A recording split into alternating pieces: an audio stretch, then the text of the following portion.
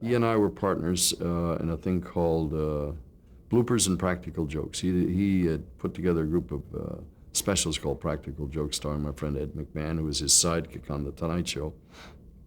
And we did bloopers. We sold the late Brandon Tartikoff the idea of combining them as a weekly series, and it was, he had a lot of garbage on the air in those days. I mean, things that he couldn't get lost with. And so he did some things that were a little avant-garde for the time. The A-Team, which was held in very low regard. Bloopers, but we took them right into the top 10. I have a rating sheet in my office that shows the only thing on the chart that's in gray, which denotes number 1 for the week, on the whole NBC schedule that week was Bloopers and Practical Jokes. Johnny and I produced that. In truth, we produced it and sent Johnny half the proceeds, which is fine. I mean, it was not, I'm not saying that vindictively. He didn't have anything to do. He just happened to own the rights to that thing. It was a fine arrangement. It lasted for a lot of years.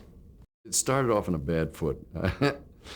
The Bandstand was a big hit, and they had this faltering, struggling, poor little game show with this unknown comedian. And they stuck it right in the middle of the bandstand. You know, it was like a donut. They surrounded it with all the power, hoping to pull this turkey up. Host was great. I mean, his name was Johnny Carson.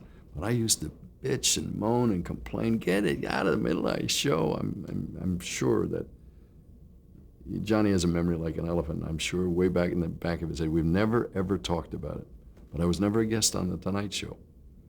But we were partners, and I always said to myself, probably remembers when I was complaining about they dropped that game show in the middle of the bandstand.